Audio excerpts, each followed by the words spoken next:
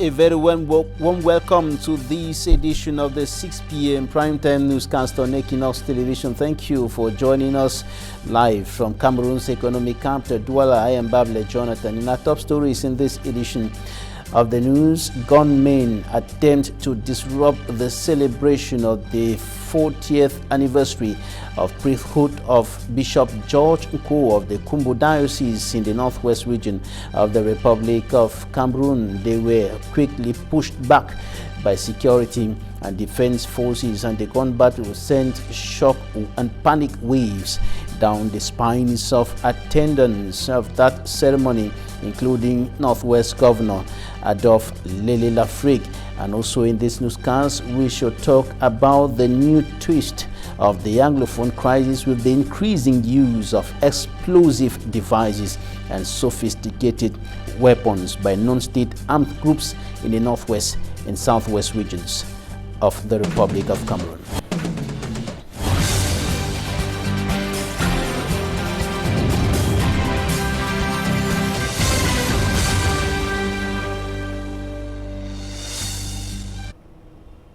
Once more, thank you for joining us on this edition of the news, and we're going to begin right away in Kumbo in the northwest region of the Republic of Cameroon, where the mayor of the municipality is lamenting over the difficult, unstable and uncertain security atmosphere reigning in his municipality. Speaking to the governor of the northwest region, Adolphe Lele Lafrique, and other top security officials of the region in a security meeting that pulled through last night, late into the night, the mayor indicated that 6 of the workers of the Council of Kumbo are in captivity. Details in this report by Mbu Stella. Bui Division in general and Kumbo in particular has been described as one of the areas in the conflict-hit Northwest region that needs government's particular attention. The mayor, Venatius Mborong, was speaking during a security meeting at the Minepat Hall in Kumbo. The separatists have made life unbearable to our population. As I speak, I have some of my workers in the bush that were taken just 4 days ago, 6 of them. And you can bear with me that living under this kind of circumstances is not easy. You cannot move out of town. You are moving somewhere, you look left, you look right. This kind of life is very, very unpleasant. And Your Excellency, we would like you and your team to look at us, turn your attention as always, as you have been doing. And we want you people to take additional time, put additional time on us. Because we are passing through difficulties. The meeting, chaired by Northwest Governor Adolphe Lele Lafrique, was to assess the security situation ahead of a mass in celebration of the 40th anniversary of the priesthood of His Lordship George Nko, Bishop of Kumbo. In his response to the mayor, Adolphe Lele Lafrique said that measures he cannot disclose are being taken to ensure the security of the population and their goods in the entire Northwest region. Globally speaking, the security are mastering the situation in all the subdivision of Bui Division. Kumbo has been one of the red zones in the Northwest region since arms were picked up. This has chased the active population out of the area. Social life in Kumbo is not only affected by the uncertain security climate, but also the lack of basic amenities like water and electricity, to name but these.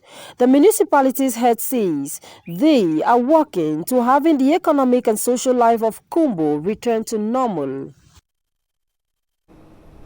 And today was a hot and tense day in the locality of Kumbo, with panic, fear, commotion taking over the ceremonial ground where Bishop George Nko of the Kumbo Diocese and his peers, and of course Christians, Catholic faithfuls, and other persons within the community and authorities, including the Northwest Governor Adolphe Lele Lafrique, were celebrating the 40th anniversary of priesthood of the Bishop of Kumbo, as gunmen stormed the area and attempted to disrupt that ceremony, but they were quickly pushed back by security and defense forces. For me, Armstrong Sander has more.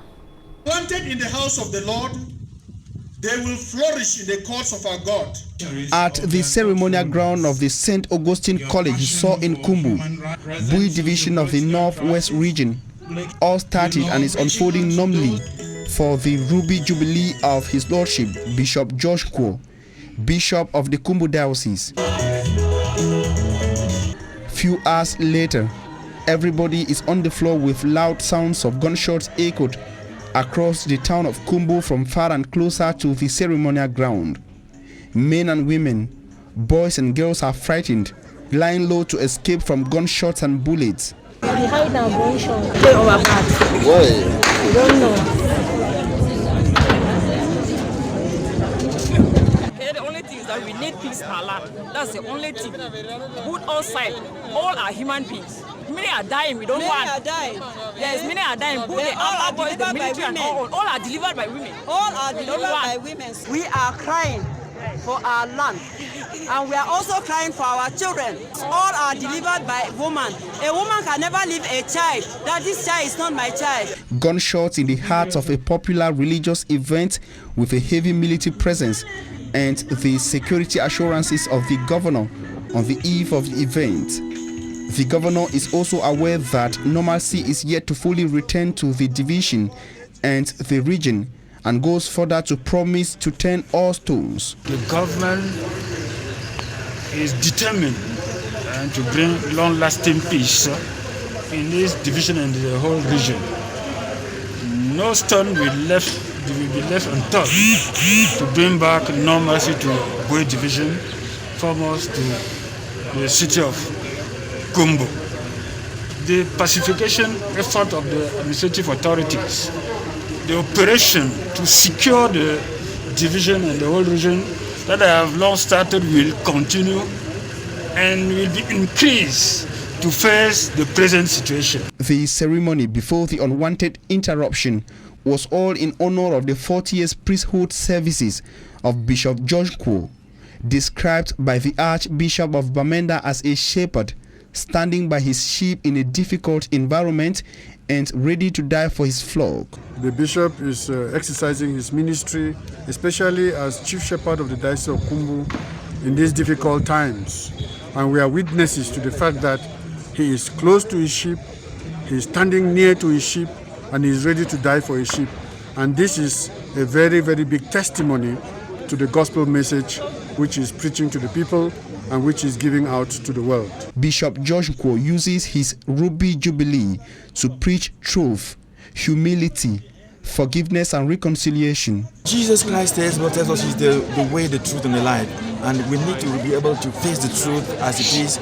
We need to be able to look at each other and call you out. This is my brother, this is my sister. My celebration in the heart of this reassures me that it is possible. I know that it is possible if only we can break down the pride and uplift love for truth, and for justice, and for care for one another. 26th April 1981, 26th April 2021, 40 years of the priestly ordination of His Lordship, Bishop George Kwo, Bishop of Kumbu.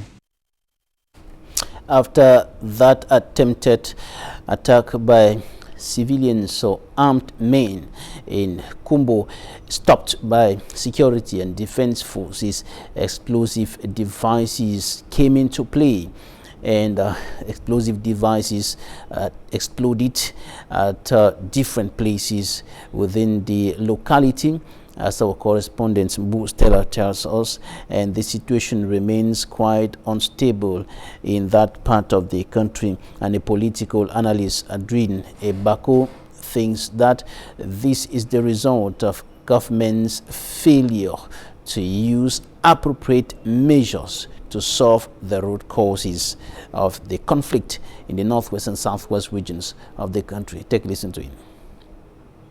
Before, the government knew that they were going to crack them down using their military, but that method has not worked. And every time the government has tried to using a wrong procedure, it has only given the boys a room to evolve. It is we, the Cameroonians, that have failed to manage this crisis when it began. We felt that we can always use military in response and to achieve what the central government in this country wants, but it has not been the case. And I would still say that the government has been very insensitive, knowing all what has been happening around Africa, especially in neighboring Nigeria, Chad, as we saw, that insecurity has only been increasing in Africa. And when this issue began in 2016, the government would have known and would have quelled down this issue before it evolved to where we are today. So these boys, per my analysis, I've always made, the crisis is only going to increase and the insecurities are only going to increase. It will never curb down if the government do not directly address the root cause of this problem and get into an all-inclusive dialogue to resolve the problem genuinely for the interest of the people of this nation. And extending his analysis across the African continent, Adrien Ebako thinks that many of the African leaders, especially presidents of countries afflicted by security crises, have been using the wrong methods, the wrong approach to solve the security problems, which have escalated to a level where they are unable, some of them are unable to handle. Listen to him. What we find happening today in Africa, it is absolutely engineered and sponsored by many of the Western nations that have interest in Africa. But one of the things that the African governments and administrators have always failed to do is addressing issues at the initial stage. They have failed to respond when people began agitating. And because of that failure and delay and lack of time management, that has evolved into something else that we are seeing today. Today now we are talking of monsters. Today now we are talking of insecurity that our governments cannot manage. A good example will be Nigeria.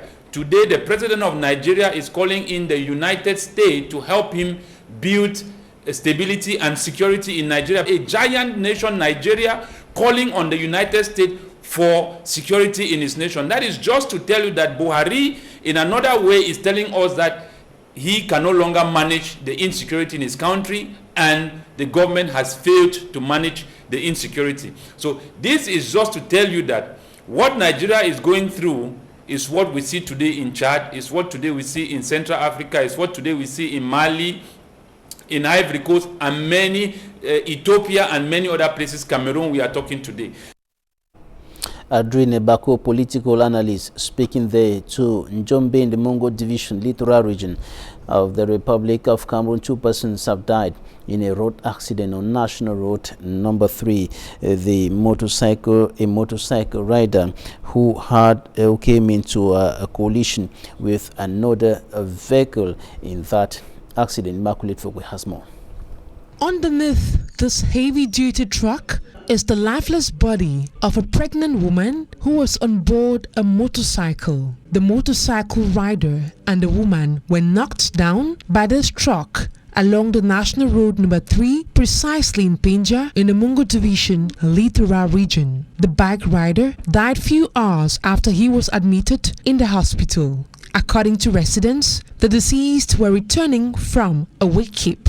The driver, who was in a drunk state, was driving on top speed. The driver of the truck tried dodging the motorcycle, but it was already too late.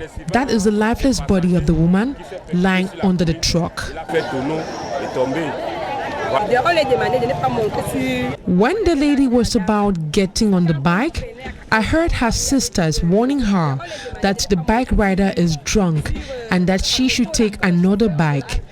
Few minutes later, we were told that she was involved in a road accident. The accident occurred on Friday at 2 a.m. and it was only at 8 a.m. that the stuck corpse was removed under the truck. Few minutes after the incident occurred, we informed security officers, but they arrived here at 8 a.m. It was at that time that they used a caterpillar to lift the truck and a lifeless body was retrieved. Another accident which has left family members, friends and onlookers in shock. That's it for the first part of this newscast. Talking Point is up next.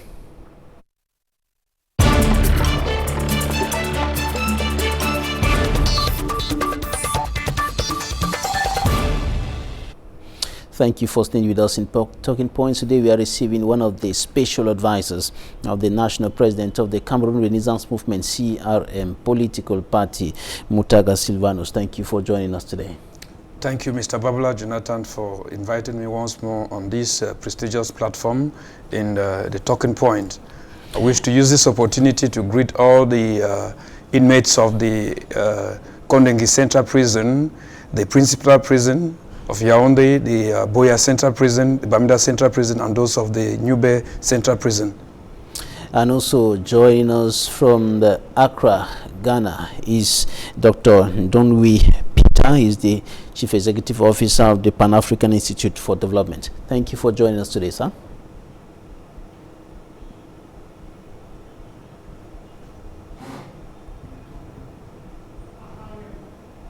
Protection of violence on all right, we begin with you, Mutaga Silvanus.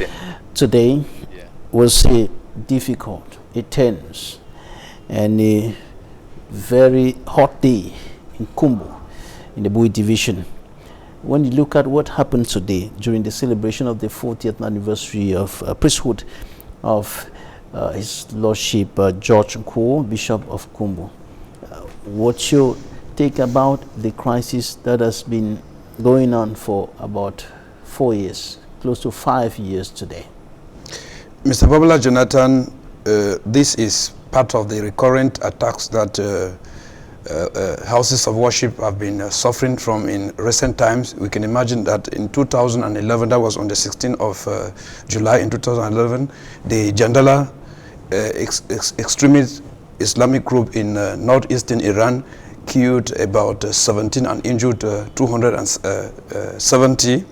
And of recent, the same thing happened in Burkina Faso, where we saw about 24 men, worshippers, Christians were killed and priests were injured. So it is desecrating the place of worship, because the Bible says, touch not my anointed and do my prophets no harm. You know, the place of worship is a place that is reserved for people that go there to intercede.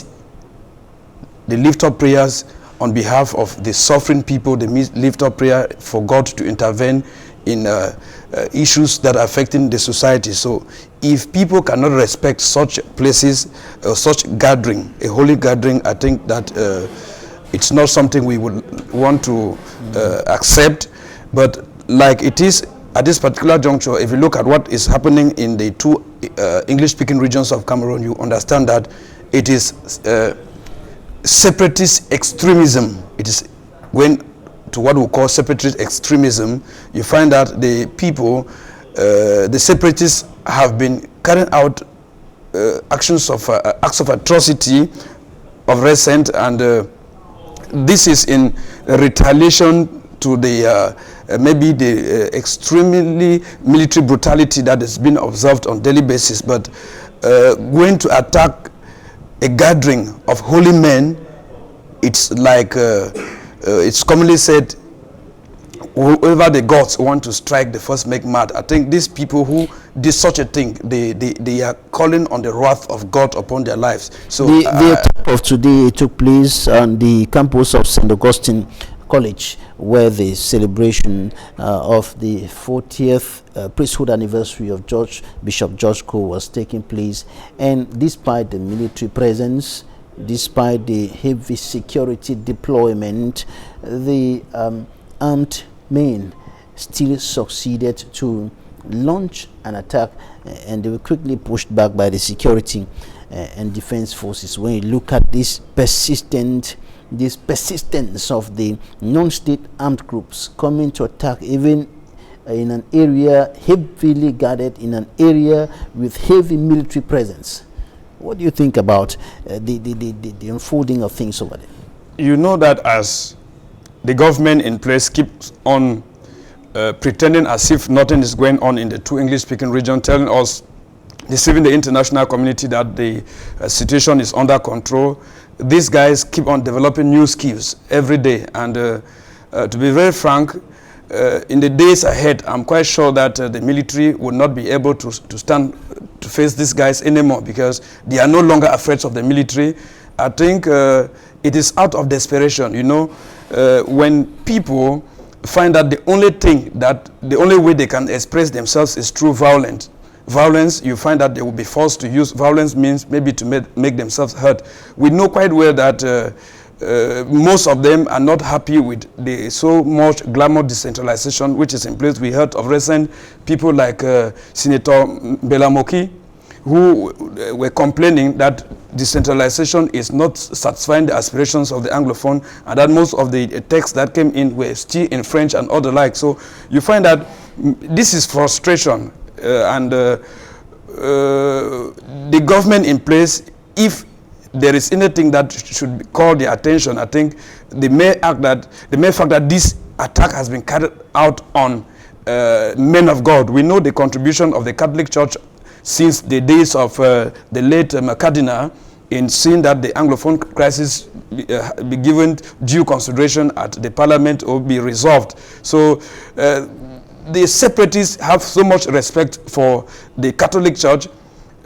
For the mere fact that the Cardinal is no more, they seem to be thinking that the Catholic Church will forget their plight. So to me, I think that it is a way of expression to tell the Catholic Church that the Cardinal is no more, don't forget of the plights of the Anglophones, but it is a very bad way, the channel which they use to attack on men of God is not the best way. I think they have spokesperson for the Anglophones, whom I don't really know their names, but I know most often we can see them manifest in social media and other like. They could call the Catholic Church in a more formal way to keep on pressing hard for a national, inclusive, meaningful dialogue rather than... It is, however, not clear as of now if the attackers were targeting the church, the men of God, the faithfuls who were there, or the administrative authorities who were in place, the governor and his etat major.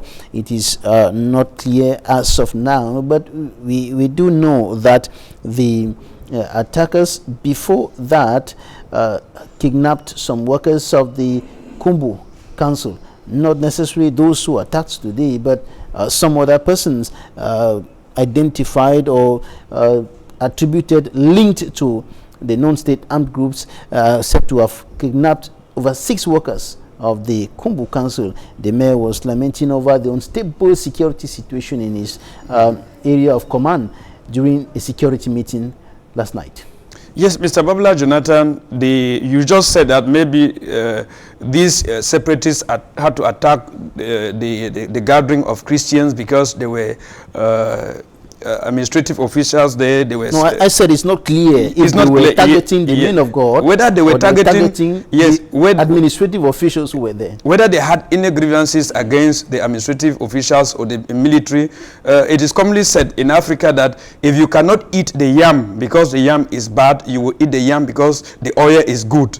The mere fact that men of God were present at that particular venue would have been enough reason for these guys to understand that that is a no-go area. They were supposed to allow them perform whatsoever they had there and they live peacefully, because those are the same people that will be praying for the security of those who are still alive. There is something we need to understand, that man proposes and God disposes.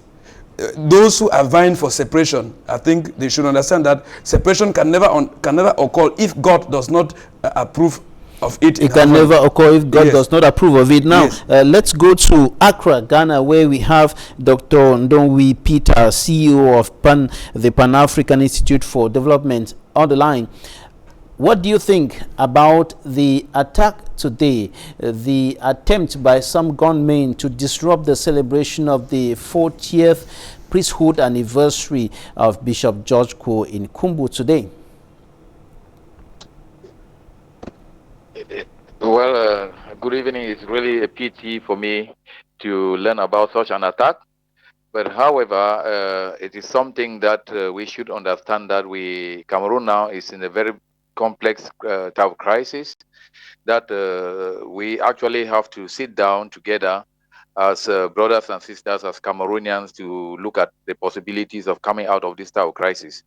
Because normally the place of worship is where I think in times of war, people need to go there and go and hide in hospitals, churches, and so on. But if people turn their guns and so on the places of worship and so on, where people are supposed to hide, it's not going to be very fair. Because if you look at what happened in Rwanda during the genocide, which actually all of us are aware of the fact that most of the killings were in the churches, we don't want to see such things happen in Cameroon. So my appeal is for those who are actually in support of the in control of these boys and so on, to let them understand that in times of war, there are areas that you don't even supposed to go there, especially schools, churches, hospitals, and so on and so forth, because that is where I think when people are running away from this war, the non-combatants, they're supposed to go and hide. But if you go there, especially during such service, it's completely not acceptable. And I think they should be able to think twice, because normally such things, and as we all know, it can constitute what people sometimes refer to as war crimes. Because if you go into those areas to kill or to do something and actually you kill, I don't think you will ever go free. So these are certain things that the leaders or whoever are actually controlling the boys on the ground should let them understand that they shouldn't even dare to go to where the churches, where schools are, where hospitals are, and so on, because it's completely wrong. When we look at international humanitarian law, that does not permit and does not allow. Incident about 5 days ago, some workers of the Kumbu Council were kidnapped, and the mayor of the Kumbu Council was highlighting this during a security meeting last night and talking about the unstable security situation in his municipality. What's your take on this? I think normally, if you look at, I've been in Cameroon. I just came back from Cameroon of recent. I've been going between Northwest and Southwest and trying to talk to them about the necessity for peace. And normally, peace is the most important thing, because even if you look at the days of Jesus Christ, after his resurrection, he came to his disciples and said, "Peace be with you." Peace is very important, because when you have peace, you'll be able to sit down and talk. Although some people are saying that justice comes first, but I think that peace should be first, because if you don't have that peace, you will not be able to sit on the table to be talking justice and so on and so forth. So we are actually looking at, when you see council workers and so on, there are a lot of people who have been kidnapped in Cameroon. I'm aware of that.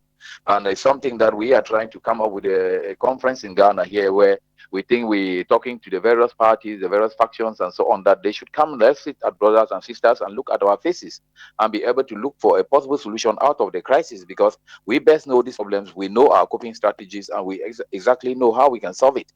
And although some people they keep telling me that, oh, they need this and that white man to come, I look at it that it's not correct, because well, it may be correct to them, but I think that the issue in Cameroon is for us to actually sit down as Cameroonians, as brothers and sisters, and look for the best way out of the crisis. We understand that people may be angry, people may not be happy with this and that. If you are reading on social media, you see people condemning each and every one. Of recent, you look at how people are talking about our leaders, like the late you will not be quite happy. But you start asking yourself, why are people talking like this? Because people, when you're drunk, they don't just have to now become so violent to an extent that you will not be controlled. Please, I am appealing to all these brothers and sisters who are in the bushes or whatever, that they should come out. Let them come and let us sit down together and talk peace. And when there is peace, many things, dialogue will come back to you in a short while. There's no way dialogue can Mutaga flourish. Silvanus, what do you think about the new twist of the crisis with the increasing use of explosive devices? Some of the devices exploded today in Kumbu. And what do you think about this aspect and the increasing use of sophisticated weapons? When you hear people talking about M15 guns being used there and other sophisticated weapons, what can explain this move? We were expecting, or many are expecting, a move backward or towards the direction of peace, but rather we are seeing a move into sophisticated weapons, explosive devices being used here and there. Mr. Babula Jonathan, as the days are going by, as the government keeps on delaying in providing a lasting solution to the plights of the Anglophone, you find that the separatists become more professional. They say, as the bird has learned to fly without perching, man will learn to fly, to shoot also without missing.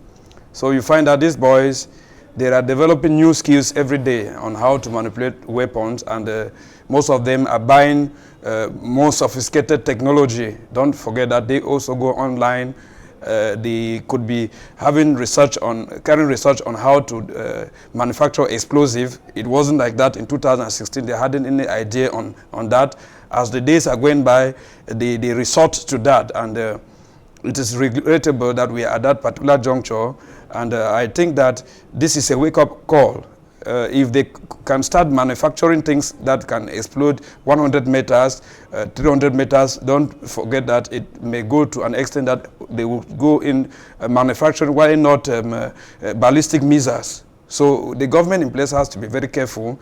I think this is a wake-up call for all political actors, stakeholders of this nation to keep on mounting pressure on the regime in place for a national inclusive dialogue. Remember, prior to the so-called Grand National Dialogue that just ended, most of us militants of the CRM, especially Professor Maurice Kamto, said that such a dialogue would not satisfy the aspirations of the Anglophones. It would not put an end to the war going on, because how could a dialogue be going on whereas the leaders of the movement of the Republic of Ambazonia, I'm talking of the like of Seseko Ayuktabe, Mancho BBC, Ngalim Felix Penterens, you have the rest, Dick Intasang, who are still imprisoned, were still left behind there. The people that were brought at the table of dialogue were just those who went there to listen, or maybe if they had to say, they would just pick things that would not be taken into action. We are looking at the issue of decentralization today. They told that decentralization came after the Grand National Dialogue, but you find out that it seemed as if that Grand National Dialogue was just a forum for noise making, because the real action is what is happening in place. The decentralization is not working. The senators, especially top officials of the CPDM, are complaining. It is a confession that they are regretting the holding of the National Dialogue, that the National Dialogue was a real fiasco, and that it does not seem to be satisfying the aspirations of the Anglophone. So it's a wake-up call. They are calling for another dialogue, and consequently asking the regime in place to get the real actors to sit at the table of dialogue. And I want to thank Senator Mbelamoki for coming up with such a confession.